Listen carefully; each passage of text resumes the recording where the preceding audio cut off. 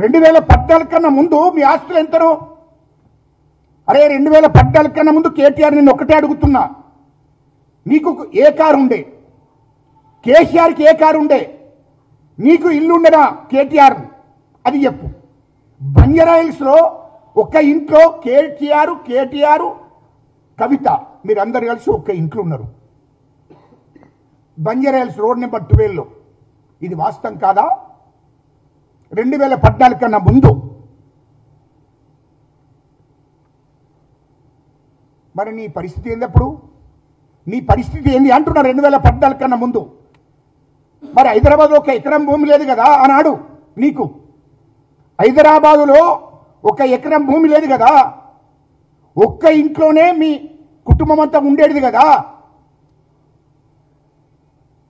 మరి తర్వాత 2014 కన్నా ముందు కేసీఆర్కు 60 ఎకరాల భూమి అక్కడ ఉండే. 60 ఎకరాల నుంచి ఇలా 600 ఎకరాలు అయింది. 600 ఎకరాల్లో ఫామ్ హౌస్. మళ్ళా ఎక్కడి నుంచి వచ్చింది ఇదంతా? 2014 తర్వాత కేసీఆర్ ముఖ్యమంత్రి అయిన తర్వాత 600 ఎకరాల భూమి అయింది. 600 ఎకరాలు ఫామ్ హౌస్ కట్టాడు కేసీఆర్. ఆ తర్వాత 2014 తర్వాత కేటీఆర్ 100 ఎకరాల ఫామ్ హౌస్ కట్టుకున్నాడు. అదే హరీష్ రావు 400 ఎకరాల ఫామ్ హౌస్ కట్టుకున్నాడు. ఇది కవితనే చెప్తుంది కదరా భయ్, నీ సొంత చెల్లెనే చెప్తుంది కదా. 500 కోట్లతో నువ్వు ఇల్లు కట్టావు, ఎక్కడి నుండి వచ్చింది ఆ డబ్బు అంటున్నా. హరీష్ రావు అనేటోడు 100 కోట్లు పెట్టి అక్కడ ఇల్లు కొనుక్కున్నాడు. మరి 400 ఎకరాల్లో ఫామ్ హౌస్ కట్టుకున్నాడు. 2000 ఎకరాల హైదరాబాద్ చుట్టూ 2000 ఎకరాల భూమి ఆయన బినాం పేరు మీద, హరీష్ రావు బినాం పేరే. ఎక్కడి నుండి వచ్చిందని అడుగుతున్నా నేను. సూటిగా చెప్పాలి. ఇదే కేసీఆర్, ఇదే కేటీఆర్ మీ బినాం పేర్ల మీద హైదరాబాద్ చుట్టూ 30,000 ఎకరాల భూమి ఎక్కడి నుండి వచ్చిందని అంటున్నా. 2014 కన్నా ముందు మీకు ఎకరం భూమి లేదు కదా? ఈ 30,000 ఎకరాల భూమి ఎక్కడి నుండి వచ్చింది? మీకు ఫామ్ హౌస్లు ఎక్కడి నుండి వచ్చినాయి? 100 ఎకరాలలో ఫామ్ హౌస్లు. అది చెప్పండి. కేసీఆర్కు సపరేటు, కేటీఆర్కు సపరేట్ ఫామ్ హౌస్ 100 ఎకరాలలో. హరీష్ రావుకు ఫామ్ హౌస్ 500 కోట్లతో కేటీఆర్ ఇల్లు కట్టాడు. హరీష్ రావు 100 కోట్లతో ఇల్లు కట్టాడు. మరి డబ్బంత ఎక్కడి నుండి వచ్చింది అని అంటున్నా. 30,000 ఎకరాల భూమి హైదరాబాద్ చుట్టూ నిజాం వంశస్థులకు సంబంధించిన భూమి, దానికోసమే ధరణి తెచ్చి మరి 30,000 ఎకరాల భూమి మీ బినాం పేర్ల మీద ఉన్నది అంటే అది ఎక్కడి నుండి వచ్చిందో చెప్పు అంటున్నా. మొదలు చెప్పండి. అది చెప్పకుండా మాట్లాడకూడదు అంటున్నా. అమెరికాలో 40,000 కోట్లతోని పెట్టుబడి పెట్టి కంపెనీ పెట్టావు కదా, అది ఎక్కడి నుండి వచ్చిందో ప్రజలకు చెప్పు, మాకు ఎప్పుడు అవసరం లేదు. దుబాయ్లో 30,000 కోట్లతో కంపెనీ పెట్టావు కదా, ఎక్కడి నుండి వచ్చిందో చెప్పాలి కేటీఆర్. లండన్లో పెట్టావు కదా, ఎక్కడి నుండి వచ్చిందో. హరీష్ రావుకు 25,000 కోట్లతో సింగపూర్లో పెట్టాడు కదా, ఎక్కడి నుండి వచ్చిందో నా కొడుక చెప్పాలి మీరు. ఇవన్నీ ఎక్కడి నుండి వచ్చాయి మీకు ఈ ఆస్తులన్నీ? ఇయ్యల్లో మా ముఖ్యమంత్రి గారిని 5 లక్షల కోట్లతోని 5 లక్షల కుంభకోణం జరిగిందంటే చలో ప్రూఫ్ ఇస్తావా? 5 లక్షల కోట్లు ఎక్కడి? అన్ని భూములన్నీ, ఆస్తులన్నీ, తెలంగాణ ఆస్తులన్నీ, తెలంగాణ భూములన్నీ దోషేసిండ్రు మీరు.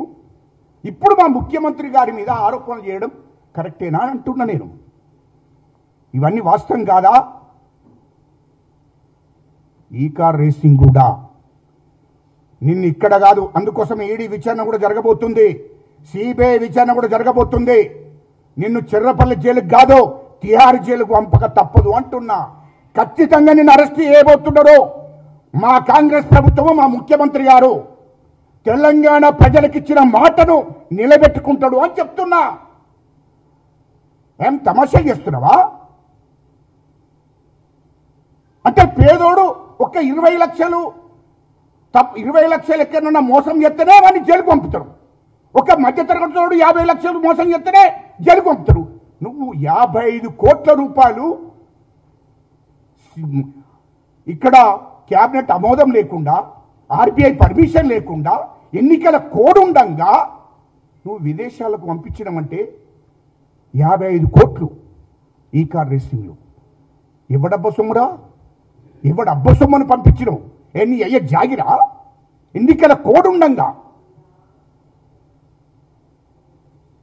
ఇష్టం వచ్చినట్టు రాజ్యం వెళ్ళారు మీరు. దాన్ని మరిచిపోతున్నా తెలంగాణ ప్రజలు? ఏం తమాషాలు చేస్తున్నావా? ఖచ్చితంగా నేను జైలుకు పంపవలసిందే. మా ముఖ్యమంత్రి గారిని మాట్లాడే అర్హత నీకు లేదు. మా ముఖ్యమంత్రి గారు ఫామ్ హౌస్ల నుండి పరిపాలన చేస్తలేడు, గెస్ట్ హౌస్ల నుండి పరిపాలన చేస్తలేడు. సొంత ఇంట్లో ఉండి సొంత ఇంట్లో భోజనం చేసుకుంటా ఈ తెలంగాణ ప్రజలను పరిపాలన చేస్తున్నారు. మా ముఖ్యమంత్రి గారి బ్రదర్స్ తమ్ముళ్ళు కూడా వాళ్ళు సొంత బిజినెస్ చేసుకుని ఎవరి ఇంట్లో వాళ్ళు ఉంటున్నారు. ఎవరికి అధికారం లేదు తమ్ముళ్లకు, గుర్తుపెట్టుకో. మా ముఖ్యమంత్రి గారి తమ్ముళ్ళకి ఎవరికి అధికారం లేదు. మా క్యాబినెట్ మంత్రులు కూడా 18 గంటలు పనిచేస్తున్నారు. మా ముఖ్యమంత్రి గారు ప్రజల కోసమే పనిచేస్తున్నాడు. ఈ రాష్ట్రాన్ని మీరు 10 ఏళ్ళు దోపిడీ చేసిపోయినరు. మొత్తము రాష్ట్రాన్ని ఒక దారిలో పెట్టడానికి ప్రయత్నం చేస్తున్నాడు. ప్రజలు తెలంగాణ ప్రజలకు ఇచ్చిన హామీలను నెరవేర్చడం కోసం కష్టపడుతున్నాడు. అది గుర్తుపెట్టుకోవాలంటున్న కేటీఆర్. మీకు ప్రభుత్వాల మీద నమ్మకం ఉండదు, చట్టాల మీద నమ్మకం ఉండదు. అరే మేము ఒక్కటి అడుగుతున్నాం. చివరిగా ఒక్క మాట మీడియా ద్వారా నేను ప్రజలను కోరుకుంటున్నా, ప్రజలకు తెలియాలి. కేసీఆర్ గారు, హరీష్ రావు గారు మీరు మాట్లాడుతున్నారు కదా, మీకు నిజంగానే మీరు నీతి నిజాయితీ పరులైతే, నిజంగానే మీరు నేను అనద్దు, మీరు నిజంగానే మీకు కేటీఆర్ నువ్వు నిజంగానే నీతి నిజాయితీ ఉంటే, నీకు పరువు ఉంటే నేను ఒక్కటి కోరుతున్నా, ప్రజా కోర్టు పెడదాం, ప్రజా కోర్టులో తేల్చుదాం. మా ముఖ్యమంత్రి గారిని, మా క్యాబినెట్ మంత్రులందరినీ నేను తీసుకొస్తాను. అదే జిన్కర్ గ్రౌండ్లో నేను తెలంగాణ ఒక ఉద్యమకారునిగా, నేను కాంగ్రెస్ పార్టీ ఒక సీనియర్ నాయకునిగా, పార్టీ జనరల్ సెక్రటరీగా నేను చెప్తున్నా, ఖచ్చితంగా మా ముఖ్యమంత్రి గారిని, మా క్యాబినెట్ మంత్రులను ఒప్పించి మెప్పించి ప్రజా కోర్టుకు తీసుకొస్తా. జిన్కర్ గ్రౌండ్లో పెడదాం. కేటీఆర్, హరీష్ రావు అక్కడికి రావాలి. మీ ఆస్తులు, మీరు అక్రమంగా సంపాదించిన ఆస్తుల వివరాలు మేము చెప్తాం. అది తప్పు అని మీరు నిరూపించండి. మీరు చేసిన దోపిడీ మా ముఖ్యమంత్రి గారు, ప్రభుత్వ అధికారులు, మా మంత్రులు కూడా చెప్తారు. అది తప్పు అని ప్రజా కోర్టులో చెప్పండి. ప్రజలను కూడా వినిపిద్దాం. రాష్ట్రం స్టేట్ మీడియా ఉంటుంది, నేషనల్ మీడియా ఉంటుంది, ప్రజలు ఉంటారు, తెలంగాణ ఉద్యమకారులు కూడా ఉంటారు. అక్కడ తెలుసుకుంటాం.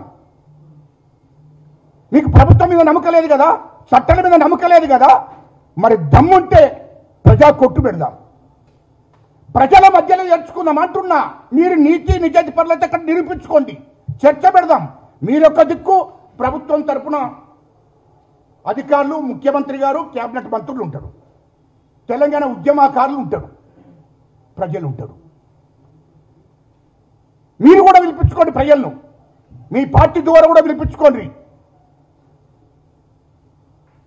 ఆడ చర్చ పెడదాం. దమ్ముంటే రండి, చర్చకు రండి. ముఖ్యమంత్రి గారిని తీసుకొచ్చే జిమ్మదరు మాది. మా ముఖ్యమంత్రి గారు, మా క్యాబినెట్ మంత్రులందరూ కూడా వస్తారు. నువ్వు దానికి సిద్ధమేనా? లేదు అంటే ఇలాంటి లఫంగి మాటలు, దుంగ మాటలు మాట్లాడుకుంటే తిరిగితే మీడియా దొరికింది కదా, మీడియా ముందట ఇష్టం వచ్చినట్టు మాట్లాడతా. ఏమన్నా రాజు కొడుకు అనుకుంటున్నావా? ఏంటన్నా నిజం వారసుని అనుకుంటున్నావా? జాగ్రత్త నా కొడుక, ఎట్టి పరిస్థితుల్లో నేను విడిచిపెట్టేది లేదు. ఖచ్చితంగా చట్టపరమైన చర్య తీసుకుంటాడు. ఇది కక్ష సాధింపు ధోరణితోని వ్యవహరిస్తున్నాడు ముఖ్యమంత్రి గారు అని చెప్పి ఇష్టం వచ్చినట్టు మాట్లాడుకో. ఒకవేళ మా ముఖ్యమంత్రి గారి గిట్ట కక్ష సాధింపు ధోరణి అయితే 2023 డిసెంబర్ 7 తారీఖు నాడు ప్రమాణ స్వీకారం చేసిన నెలకే మిమ్మల్ని అందరినీ చెర్రపల్లి జైలుకు పంపుతుండే కేసీఆర్ను, కేటీఆర్ను, హరీష్ రావును. కానీ మా ముఖ్యమంత్రి గారు ఆ తప్పు చేయలేదు, చెయ్యడు కూడా. ఆయన ముఖ్యమంత్రిగా ప్రమాణ స్వీకారం చేసేటప్పుడు చెప్పాడు, నేను నీతి నిజాయితీగా ఈ రాష్ట్రాన్ని పరిపాలిస్తాను, ఎలాంటి తప్పిదం జరగనీయనని మాట ఇచ్చాడు. కాబట్టే ఆయన మేము మీ జోలికి రాలేదు. మీరు కూడా కక్ష సాధింపు ధోరణితో ఆ రోజు మీ గవర్నమెంట్ ఉన్నప్పుడు మా ముఖ్యమంత్రి గారి మీద, మా రేవంత్ రెడ్డి గారి మీద అనేక కేసులు పెట్టి జైలుకు పంపించారు. కానీ అది కూడా మనసులో పెట్టుకోలేదు. ఇప్పుడు 2 సంవత్సరాలు అవుతుంది. మీ మీద కక్ష సాధింపు ధోరణి అయితే ఎప్పుడో ముఖ్యమంత్రి అయినాక నెలకే మిమ్మల్ని జైలుకు పంపించుండే, కానీ పంపలే. అలాంటి కక్ష సాధింపు ధోరణి లేదు. ఖచ్చితంగా అన్నిటి మీద విచారణ చేసినాకనే అన్ని కాళేశ్వరం ప్రాజెక్టు కానీ, ఈ కార్ రేసింగ్ కానీ, లేకుంటే అనేకమైనటువంటి మీరు ఎన్ని శాఖలలో దోపిడీ చేశారో అన్ని శాఖలలో కూడా విచారణ జరుగుతుంది. విచారణ జరిగినాకనే చట్టపరమైన చర్య తీసుకోవాలని ఆలోచన చేశాడు మా ముఖ్యమంత్రి గారు. కాబట్టి ఇయలో ఈ కార్ రేసింగ్లో నువ్వు తప్పు చేశావు, విచారణ చేపించాడు, గవర్నర్కు పంపారు. ఇయలో మీ మీద కేసు చట్టపరమైన చర్య తీసుకోవాల్సిన అవసరం ఉంది. అది ప్రజల సొమ్ము, ప్రభుత్వ ఖజానా సొమ్ము. దాన్ని మీరు దోపిడీ చేశావు, మిస్యూజ్ చేశావు, ప్రభుత్వ సొమ్మును కుల్లగొట్టావు. కాబట్టి నీ మీద ఖచ్చితంగా చట్టపరమైన చర్య తీసుకోవాలి, నేను జైలుకు పంపవలసిందే. అందుకోసమే ఈడీ కూడా నీ మీద విచారణకు వస్తుంది. తొందరపడకు. నువ్వు పెద్ద తోపుగానికి కట్టుకుంటున్నావా, లేకుంటే ఈ దేశ స్వతంత్ర పోరాట యోధుని అనుకుంటున్నావా, తెలంగాణ స్వతంత్ర యోధుని అనుకుంటున్నావా? ఏమనుకుంటున్నావు నువ్వు? తెలంగాణ కోసం ఉద్యమం చేసి పెద్ద స్వతంత్ర పోరాట యోధుని గిట్ట అనుకుంటున్నావా? నువ్వు ఏమైనా త్యాగాలు చేసి అనుకుంటున్నావా? ఏం తమాషాలు గిట్ట చేస్తున్నావా? ఖచ్చితంగా లక్షల కోట్లు మింగారు మీరు. ఖచ్చితంగా ఈ కేసులో నువ్వు చెర్రపల్లి జైలుకు కాదు, మా ముఖ్యమంత్రి గారేమో చెర్రపల్లి జైలు అంటుడు, కానీ చెర్రపల్లి జైలు కాదు, నువ్వు తిహార్ జైలుకు పోతావు. ఖచ్చితంగా నువ్వు తిహార్ జైలుకు పోతావు అంటున్నా. ఖచ్చితంగా లెక్క పెట్టుకో. ఈ రోజు నుంచి లెక్క పెట్టుకో, రోజులు, గంటలు, నిమిషాలు లెక్క పెట్టుకో. ఖచ్చితంగా నేను తిహార్ జైలుకు పంపడం ఖాయం.